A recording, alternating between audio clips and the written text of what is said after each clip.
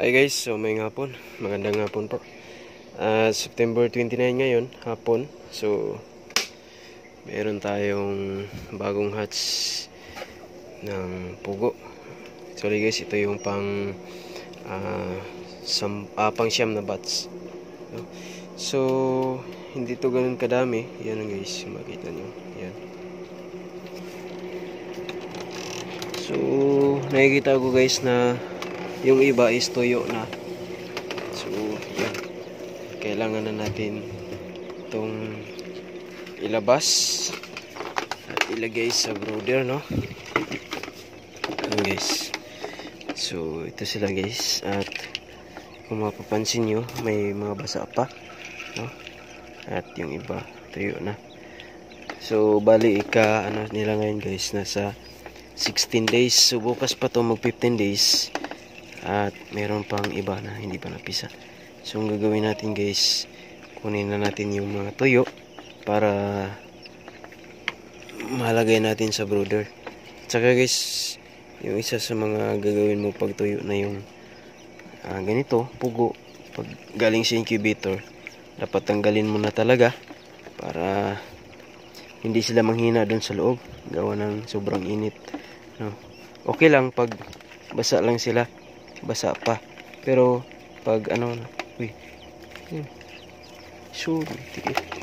pero pag ano na guys, tuyo na yung ano nila, pag tuyo na yung balahibo nila, dapat kunin mo na dun sa incubator at ilabas mo sa sa incubator, lagay mo sa brooder. Kasi guys, pag hinayaan mo yun at pinatagalan ng ilang oras, posibleng sila ay manghina at mamatay. So, kaya ito, nakita ko, tinignan ko yung tingnan ko sila sa loob. May mga tuyo na. Yung mga tuyo na guys, ito yung mga nauna, no? So, ito yung kukunin natin. Yan. Yan sila guys. So hindi naman to ganun kadami kasi ilang piraso lang tong in-incubate natin. Gawa ng every week tayo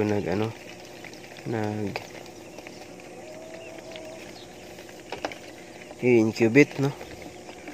Pero yung susunod na batch guys is madami-dami na yon, nasa 200 plus. Ito isang daan lang to. So yan, mamaya ko na yun bilangin para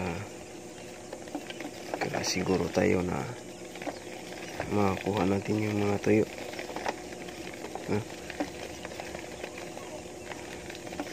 So may mga basa pa guys,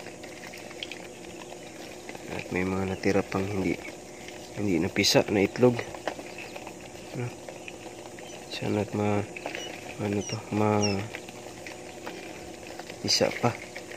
So itong mga shell guys, tanggalin to at ilagay natin sa isang tray. Ito natin ilagay guys. Ayan. So madami-dami din yung na-hatch, kahit na hindi ganun kadami yung itlog na in-incubate natin. Yan o. Okay, so ito yung hatch na pinapakita ko dito sa ating YouTube channel, no? So yung mga nauna dito hindi ko na-upload gawa ng wala tayong signal, no? At ngayon lang tayo nagka-signal. So makikita nyo ito sa YouTube natin.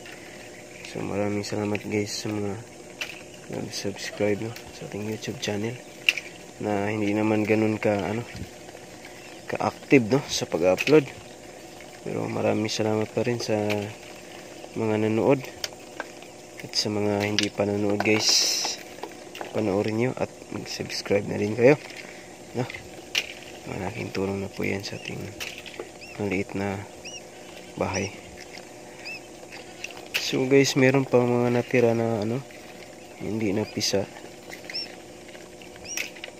At sana mapisa pa ito. So ito ay meron pa dito guys. Ewan ko kung buhay pa ba ito.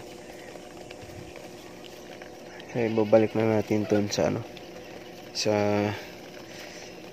hatcher para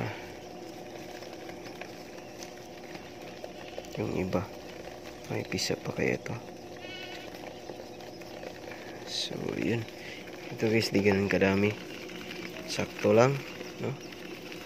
At yun lang guys, at maraming salamat sa inyong panonood. Ito yung ating pang 9 bats na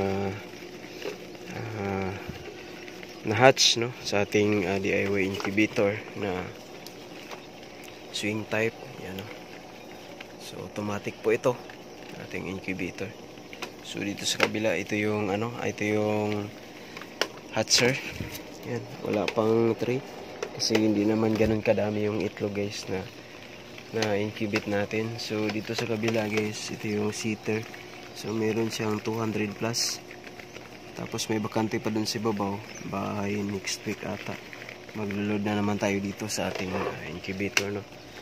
So yun lang guys, at maraming salamat sa panonood.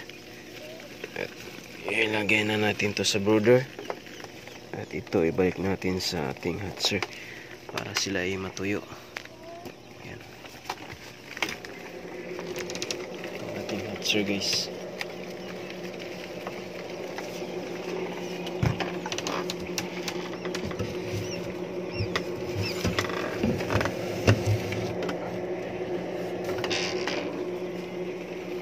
Yan. Sana mapisa pa yun.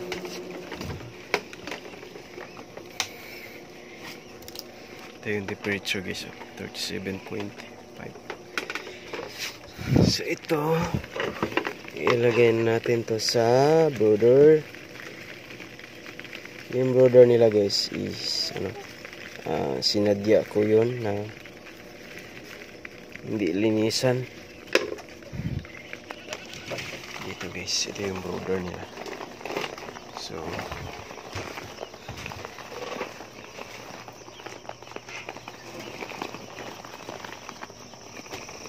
ipapakita ko po sa inyo yung brooder nila na hindi ko nilinisan. Sinadya ko to para hindi sila guys, ito yung brooder nila, pero parang ilinisan natin to. So maraming yan, linisan natin to. Linisan naman natin guys. So guys, malinis na at ilagay na natin tong ating bagong hatch. So nahati ito guys yung kids nila. Sa kabila meron ng mga manok. Yan may mga manok din sa kabila. Heritage at saka halo crosses, no? So yun lang guys, maraming salamat and happy farming. Bye bye and God bless.